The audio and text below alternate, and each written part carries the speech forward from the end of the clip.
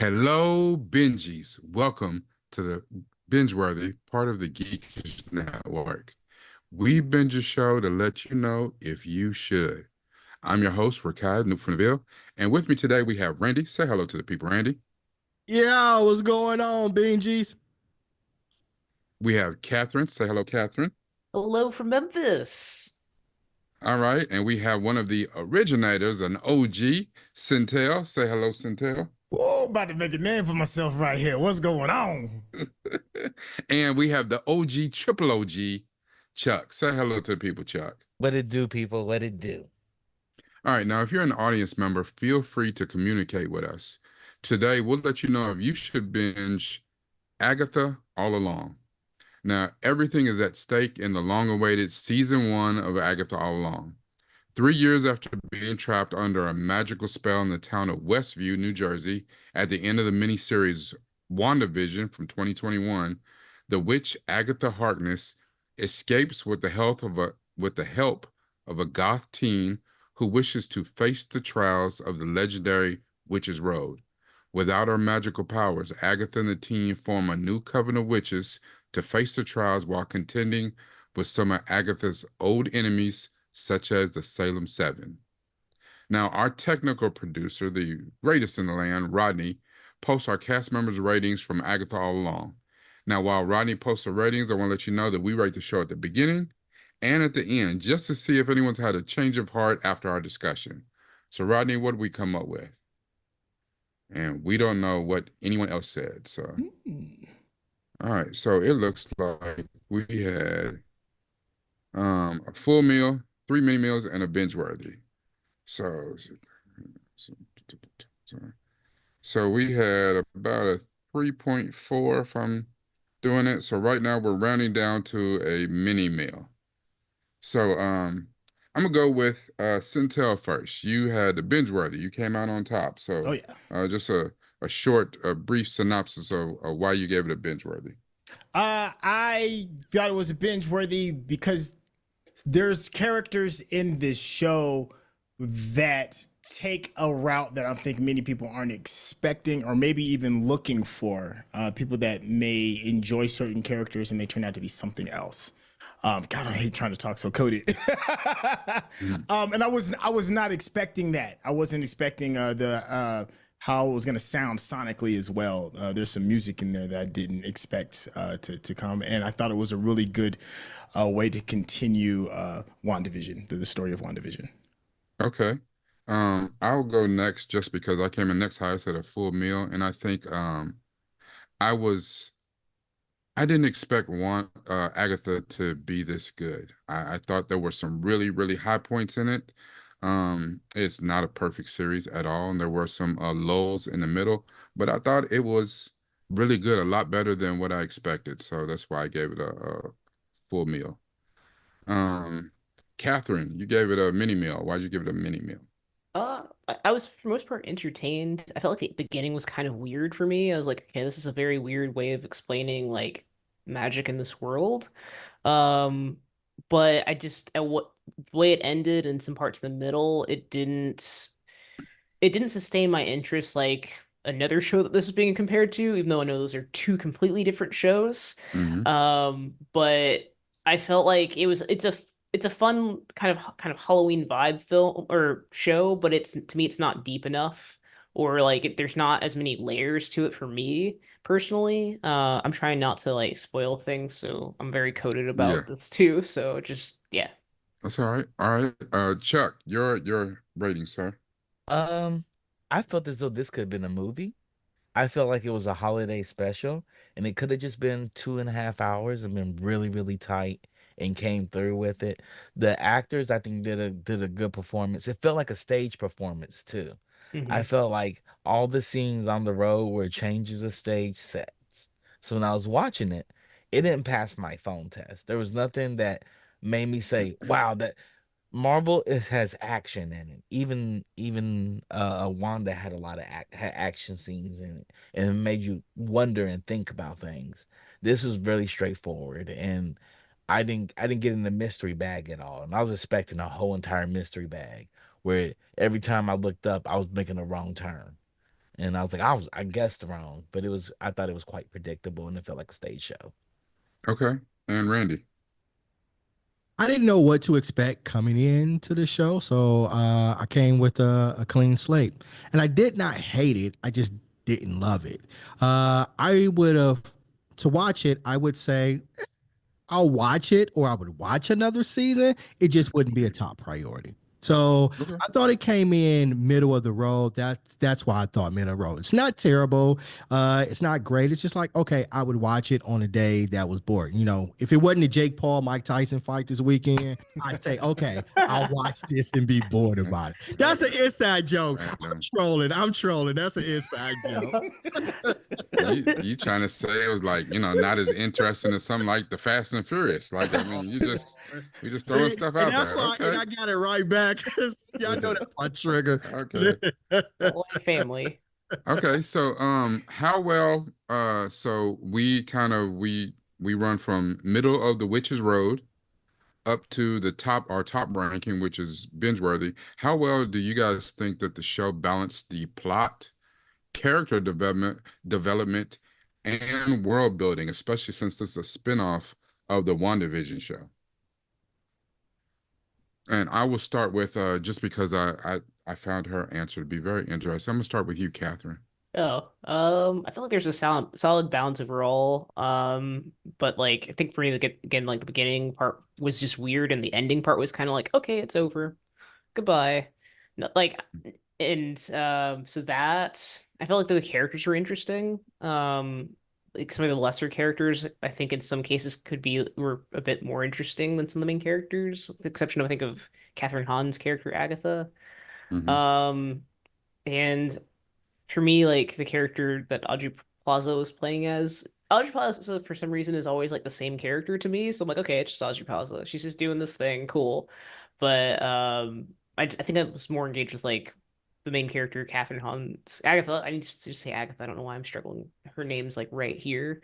Uh, Agatha and some of the lower level witches. But I just think it's just the beginning and the end, and there's just some lackluster points. So hopefully that answered the question. Okay, yeah. Um, I did want to ask Chuck because I know Chuck said you said it didn't pass the phone test for you. So Yeah. what is your answer on this question, sir? Uh, I like the characters. I wanted to know more about the characters. I hated it to see where some of the characters ended by the end of the show, and I just wanted to know more about these characters. I wanted to see more of the characters in future Marvel properties. So I think Hmm. these characters are very unique. I found Agatha to be one of the most dynamic Marvel characters we have, and I kind of feel like they one-noted her. You know, like they explained why she is the way she is. They Hmm. explain what she does, what she's good at, and I just wanted, I don't know. I don't know what I was expecting overall for the show. I didn't come in with any expectations. I know I loved WandaVision. I loved WandaVision. It was one of my favorite shows. But it was a mystery box unraveling. And I was hoping this would be a continuation of a mystery box, but a different mystery box with horror elements in it. And they didn't give me, they gave me Disney horror, It's like you know? Halloween Town. Yeah, yeah, Halloween Town horror. And I wanted something else. I don't know what. It was like I was amped for the show. Um, the song, I enjoyed the song. I don't know, the song makes sense in here, especially how they revealed Agatha in WandaVision, Mm-hmm. you know. Hmm. Okay. Um, so yeah, I tell people all the time, like Aubrey Plaza, y'all know I can't get enough Aubrey Plaza. She don't Yeah, have to we do do. We know anything. that. Yeah. Aubrey Plaza doesn't do anything for me. She wins for me every time. She is Aubrey Plaza in this, and I kind of like her character. I wish they gave her character more, especially considering how her character is different than other characters in the Marvel universe that have similar names. And I wanted them to lean on that a little bit more. Okay. All right. Centel or Randy, anything to add to this? For me, Um, go ahead. go ahead. Go ahead, Cynthia. I just think it's funny that you said, "How do we feel about world building?" And I thought world building was just hilarious. Um, um, the I like the idea of sisterhood. It felt very, sorority burning sands, fraternity burning sands kind of thing going on. I thought that was kind of cool. And I like the overall idea when it comes to character development. I like the idea of defining what your hero or what your villain looks like. What does that look like? Okay. All right. Randy? Yeah, I was going to say, Cynthia, that was an interesting statement that you ended with because for me, with Agatha, I liked it, but I couldn't figure out who she was in the series. Like, was she the villain? Was she the hero? Was she an anti-hero? It's like every time I thought I had her nailed down, she switched it up, and I was like, oh, what are they? And it kept me guessing, and I thought that made for an interesting character, especially in this dynamic of this of other women and the other actors. I just thought she was a really difficult character to nail down. I'd be interested in seeing more from her. Not, I don't know about this series, but more from her. What did we get from her? Okay. Um, so just for me, and I will be really brief. I really, really enjoyed all the characters, some more than other ones. And I will get into that in a minute. Patty LuPone shined. Catherine Hahn was really good. I like Aubrey Plaza and just about everything that she does. Um, I didn't think I would like him, but I think I like Joe Locke a little bit. He was a little wooden in parts, but he kind of came into his own at the end. And as far as world building, if this spun out of WandaVision, which kind of felt like different sitcoms, the way you said this was like Halloween Town, this did have a more sitcom feeling than horror or whatever. This is another one of those things where Marvel dips its toes in the supernatural, but it doesn't go all in. And I think that for real, if this was they didn't figure it out until Deadpool and Wolverine to go all in on, on R-rated stuff. If this was there, it would have been fantastic. But, they pulled it down and kind of kept it, PG-13 or whatever. So, but I mean, I still like the way that it built on it. And I like the fact that you never could figure out Agatha. Sometimes she's gets a Oh, wild hair and she's good, and sometimes she's clearly the villain. What about for any were there standout performances that elevated this show or a particular episode? Uh, can I jump in for yeah, that? go ahead. Absolutely, sir. I absolutely think there was a stand-up performance. I thought Patty LaPone killed it. The way they explained her story and who Yes. she was, I thought that was one of the dopest things I seen. I was like, yes, this is how you deal with time. Mm-hmm. This is an excellent way you deal with time. Um, Also, I thought they should have talked about more of what's her name, Miss Hazel, the neighbor. Oh, Oh yeah. yeah. I Mm-hmm. love that character, and I wish we got more of that character somehow, some way. Was she in that 70 show? Yeah, that's Yeah, she her. was Oh, in that Yeah. That's oh, her. show. Was she the okay. Yeah, mother? Was she the Yeah, she mother? was the mom. yeah, she was the Yeah, mom. yeah. Yeah, Yeah. yeah. They could So have played Yeah. that out. Yeah, Yeah, Sharon. she's on that '90s show now. That's the yeah, follow to the it. That's follow on Mm-hmm. show to Netflix. it. Yeah, that '90s Yeah, show. Deborah Jo Rupp. Yeah. Yeah. hmm I wish Deborah Jo Ruck had more. Um, Kitty. and Her I name just was Kitty on that 70 Yep. show. yeah, Sorry, my bad. Kitty. My bad. Mm-hmm. hmm I wish she had more. I think she's an excellent actress, and I kind of enjoy her in this. I kind of enjoyed that character. That character brought in necessary comic relief because I thought it was going to be dark. Because you get Doctor Strange Multiverse of Madness, and it doesn't glean into horror. It turns into a horror, Mm-hmm. and I was expecting this to still be holding that versus WandaVision. Like WandaVision's like okay. We're going to show you that we've got ways into horror, but now we're giving you a complete witch series. And so I was expecting true full on horror, and I thought she may be the comic relief and do the horror of this. Um, but I thought, Catherine Hahn crushed it. She crushed every scene she's in. She didn't phone in the scene. And actually I thought or whatchamacallit, the Vertigo. I thought she did a great job. Mm-hmm. Vertigo? Yeah, Yeah, the she's one black of one. Salem 7. Oh, Yeah.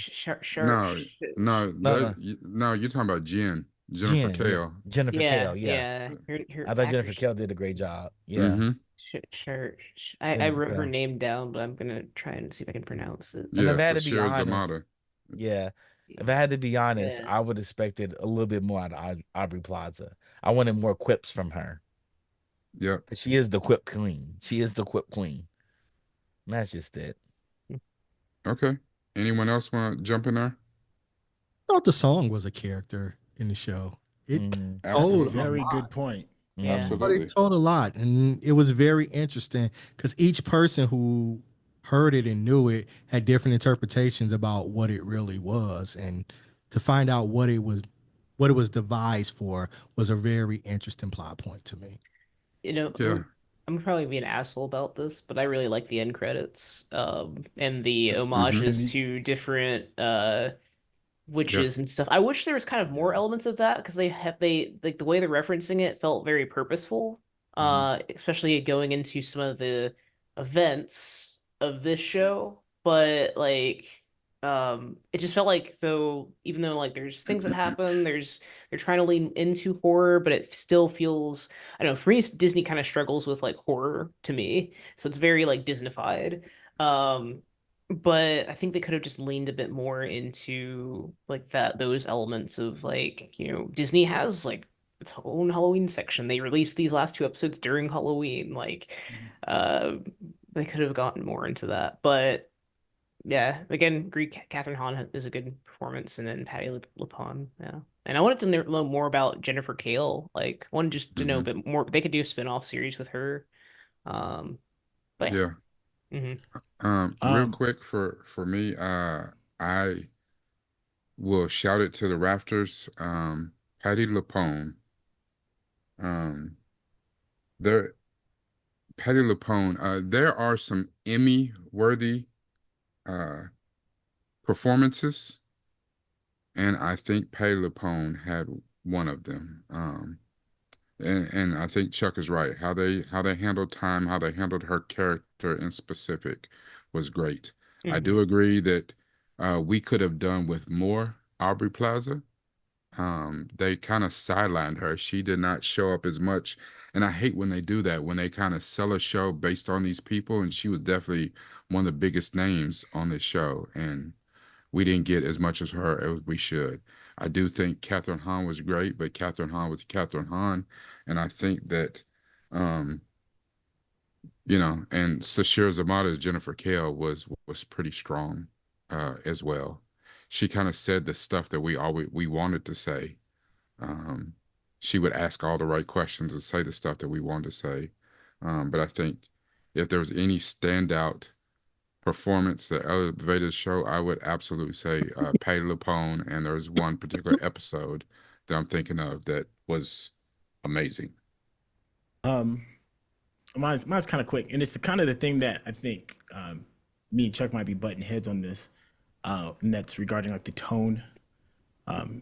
I think Chuck had mentioned that he wanted more horror elements and something else to dictate the tone. But to me, that is a character in the show, and when you watch it, you'll understand why those tones were why they were the way they were.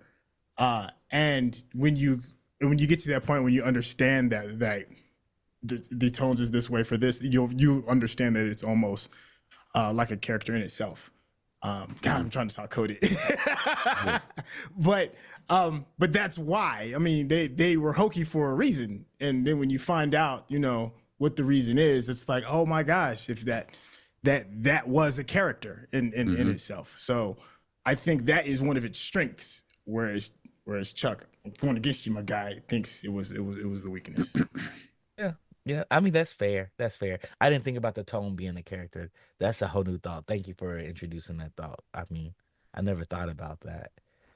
I don't know. I just feel like it's a witch show, and they're gonna do a witch show like a witch show should be done.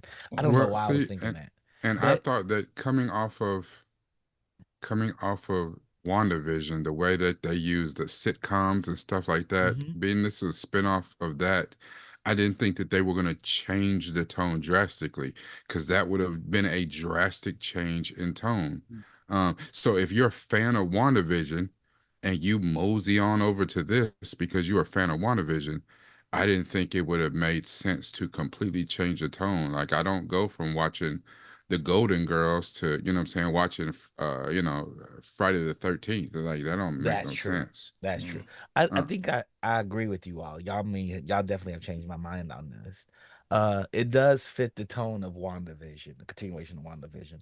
I think Multiverse of Madness came in, and the end tone of Multiverse of Madness ruptured what I thought this should be. I thought this was a continuation of that, and not a continuation of this. that Right? is definitely Yeah. where they should add in the tone that you're talking about, Yeah. is like through Doctor Strange.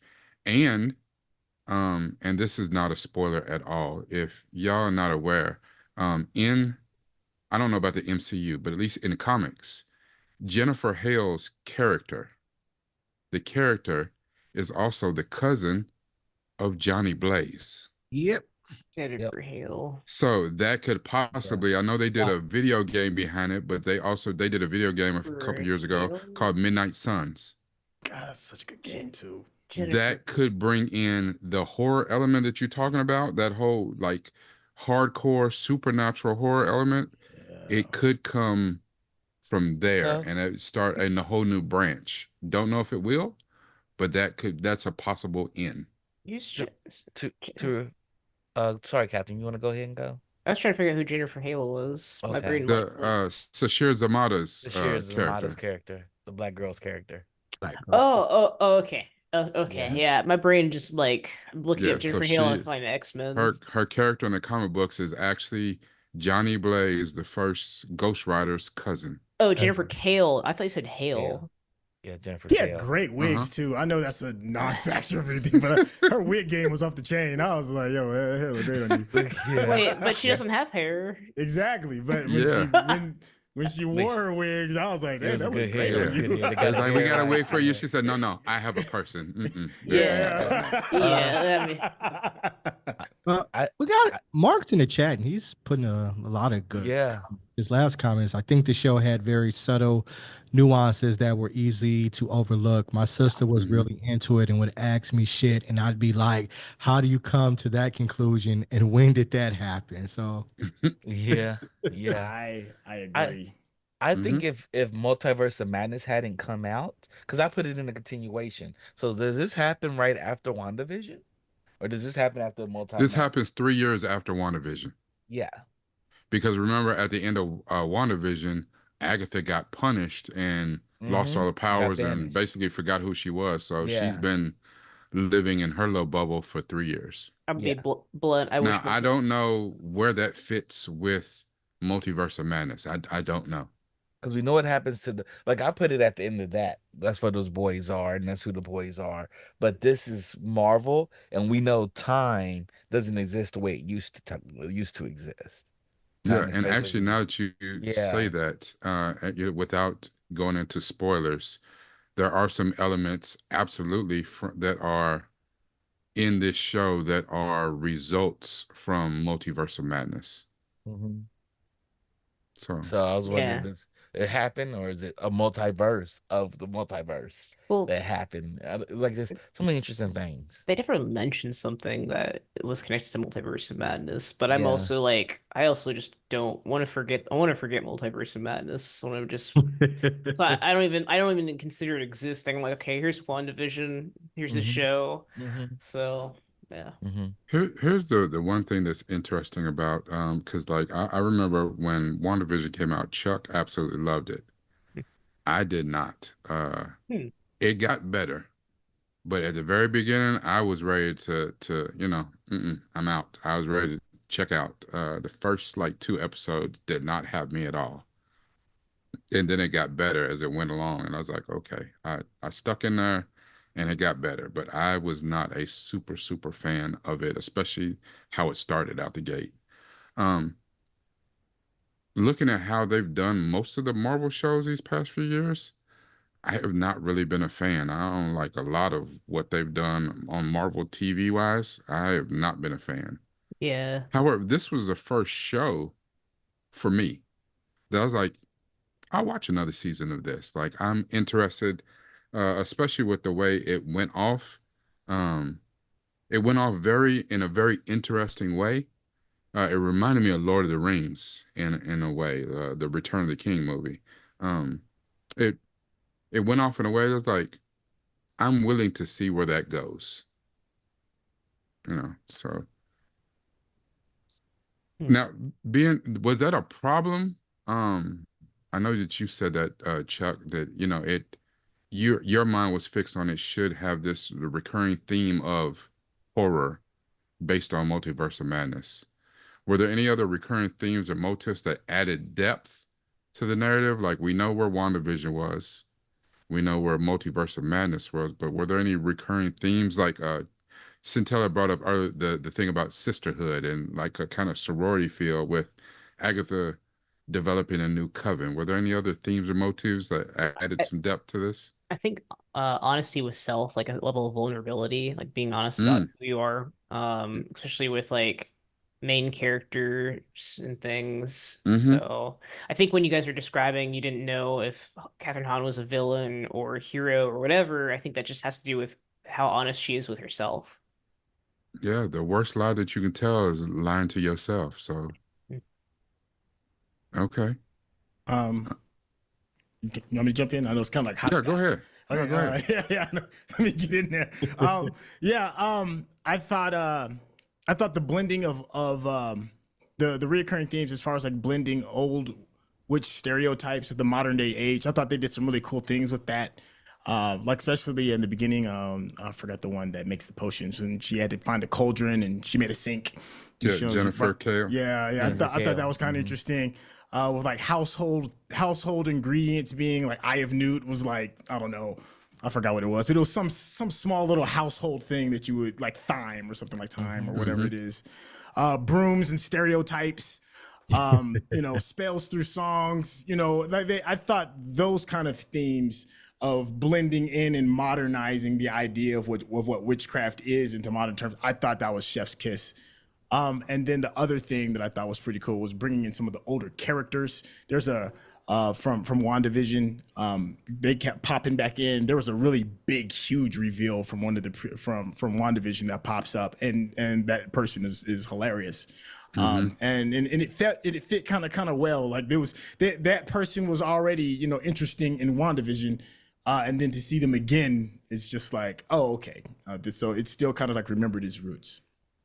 I think my real quick quip is you're absolutely right about how they handled modern witchcraft and the thought behind what people think witchcraft is, because even Joe Locke's character Teen, he said something like, because the way that they show like witchcraft in the movies is almost like superpowers, like you're a mutant or something, you have powers, you cast these spells.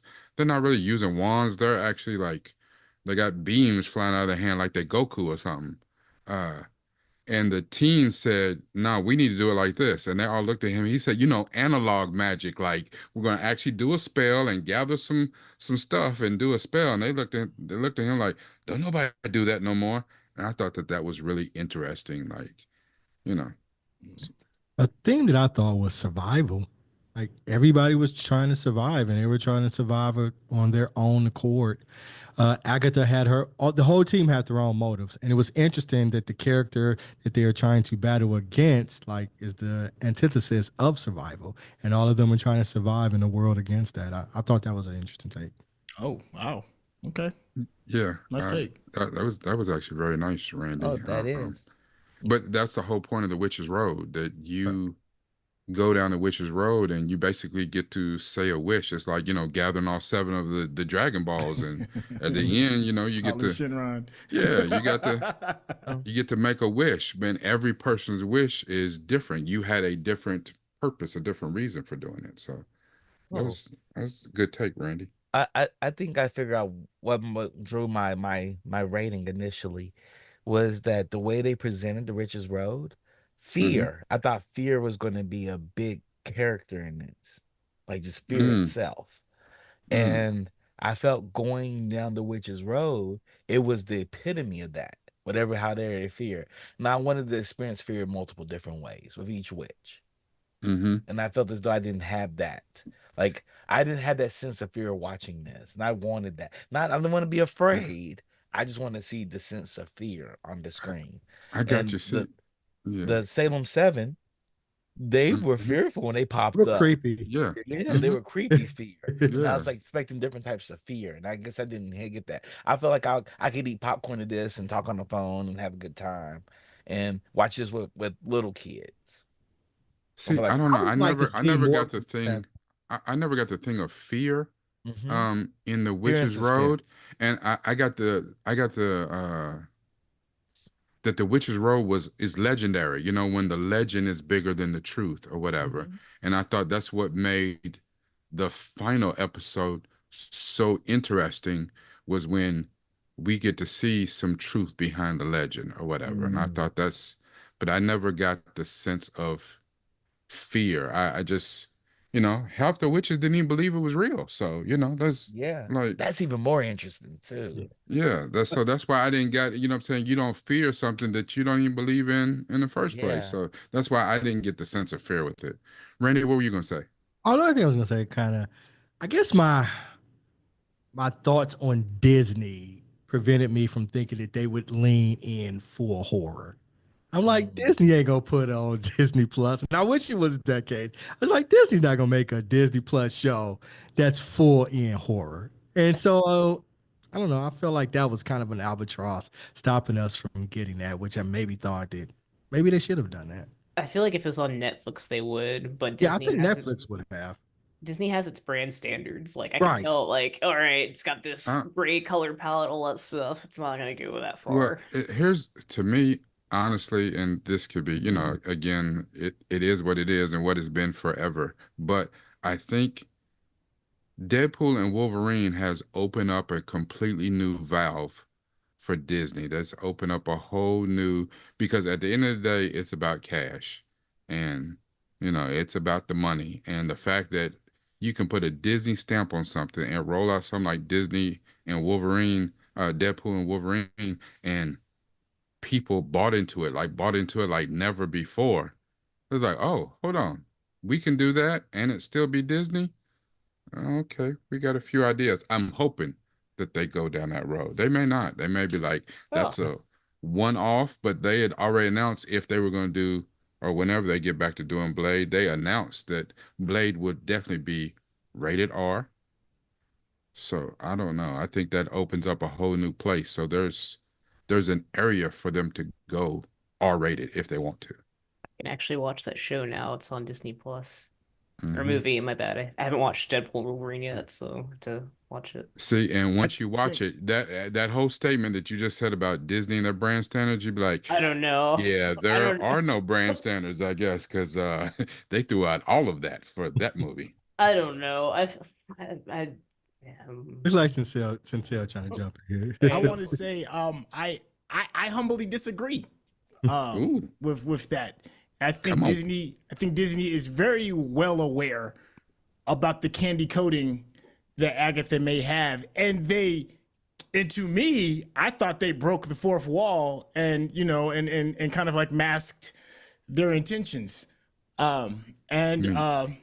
and you could kind of like look at it when that moment happens, and you're like, huh, you guys really are aware that this is kind of like we're kind of like, I don't know, skipping down the yellow brick road kind of thing or whatever it is. Very Wizard of Oz. Yeah. So and when it happens, it's like, oh, you know exactly what you're doing, So that's why I do think that the stance that maybe they should have gone darker. I think they knew, Yeah. and I think they were trying to have their cake and eat it too. Yeah. And Well, then kind of have that, see, you see what we did kind of moment, Yeah. Well, I don't disagree with what you're saying. I was just saying that I think the road is open to it. I didn't think, as opposed to what Chuck said, I didn't think that they were going to go that route because I thought this was an extension of WandaVision, which wasn't that route. So, Yeah. but What to add on to what I was overall thinking, just my thought was that it was going to be jarring, the juxtaposition of it all,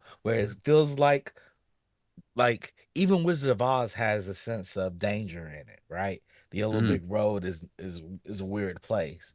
I thought we are gonna have the Yellow Brick Road, then every now and then it turns the camera and there's something dark going on, like, oh man, this is a dangerous dark place, where they're having light of it, where they're baking pies in a house, for example, right?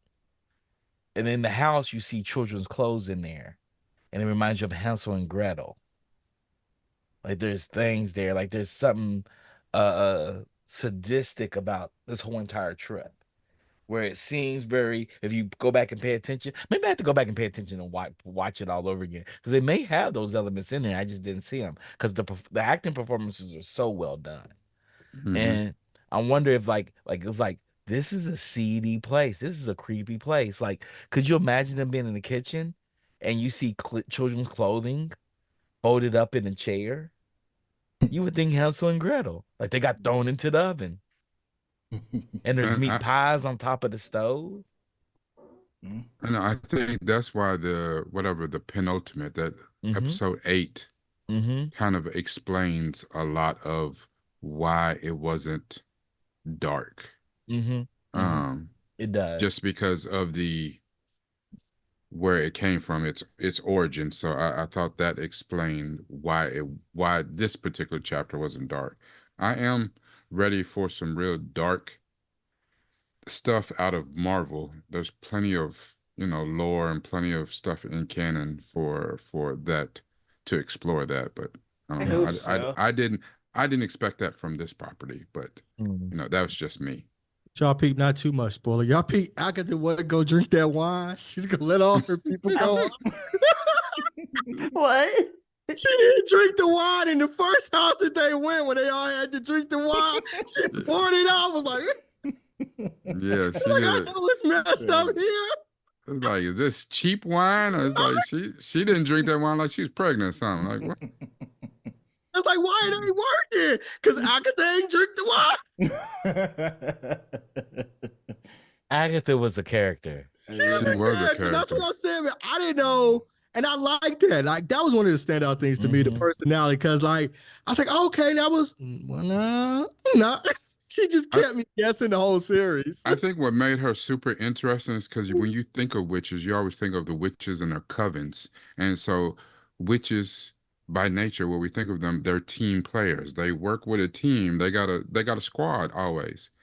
She was the most anti-damn squad person ever. Like she's the most anti-coven person. So the fact they had to do this and work together, and she is anti-work together with any person, made her character and made this somewhat interesting. She that early Kobe Bryant, that straight out of high school Kobe Bryant. She like Shaq. I ain't passing it to nobody.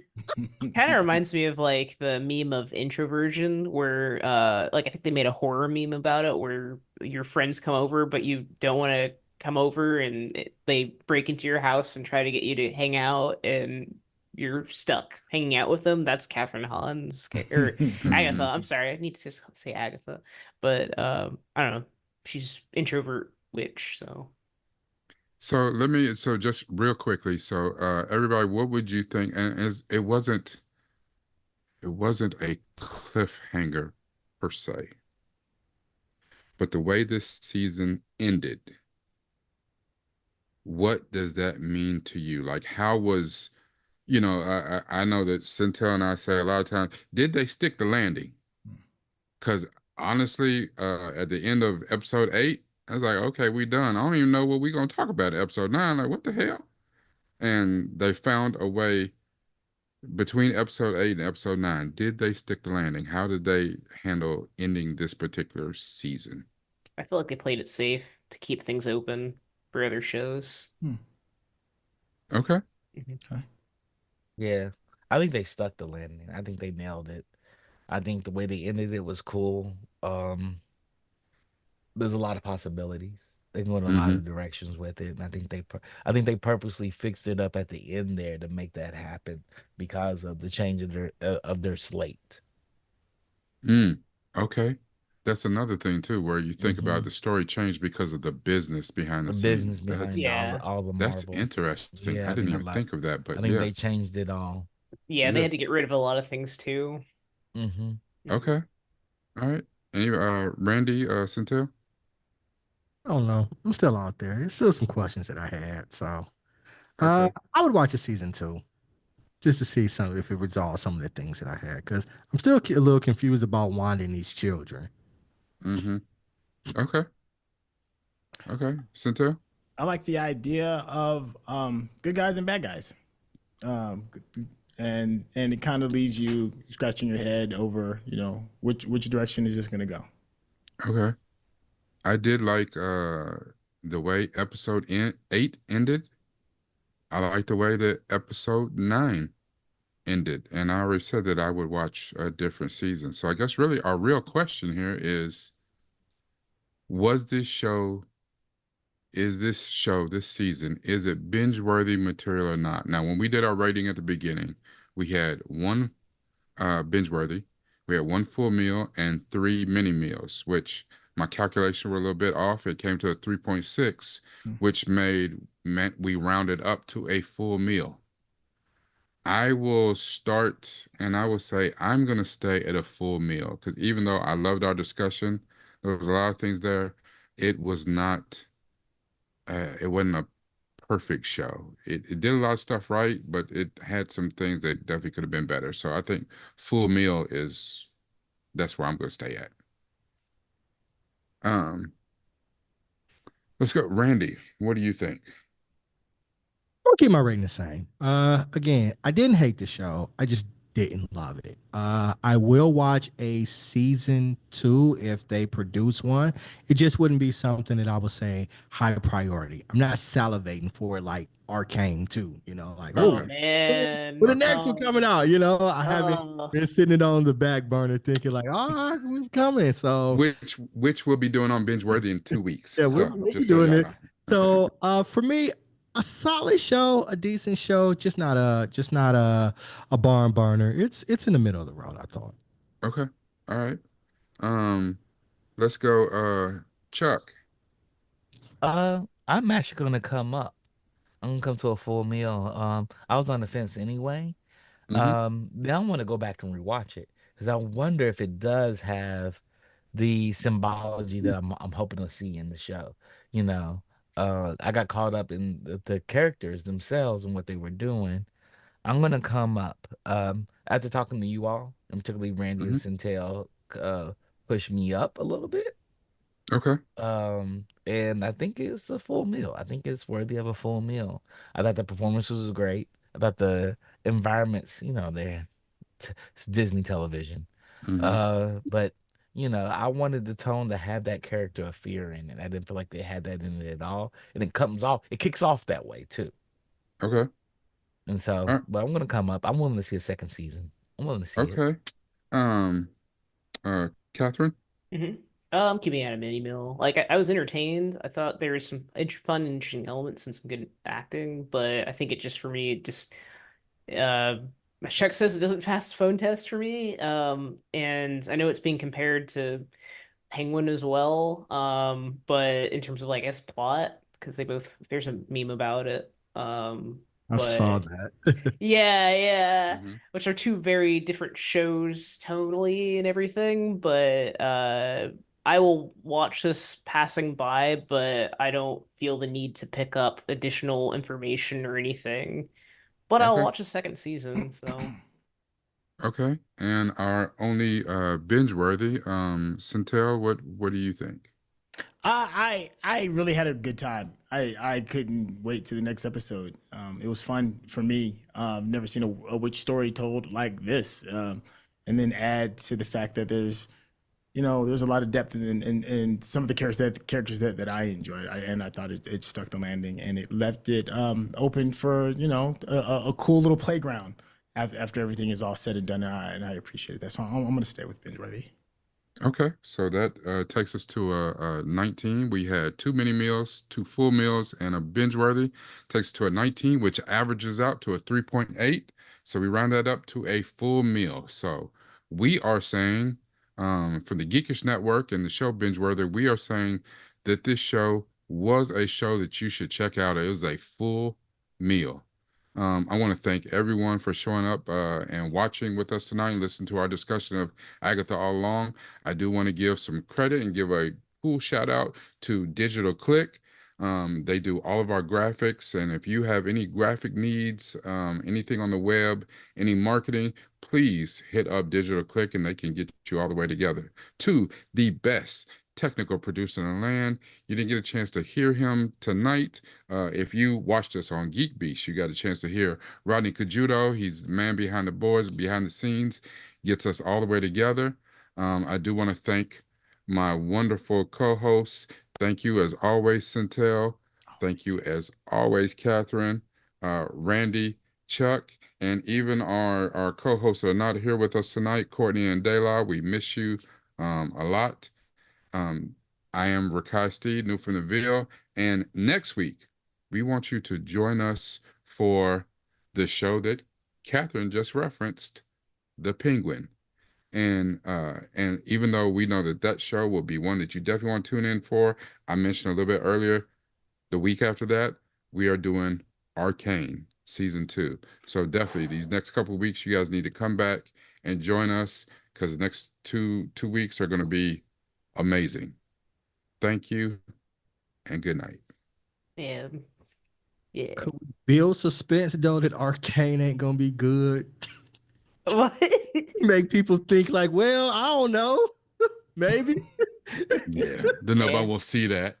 Right.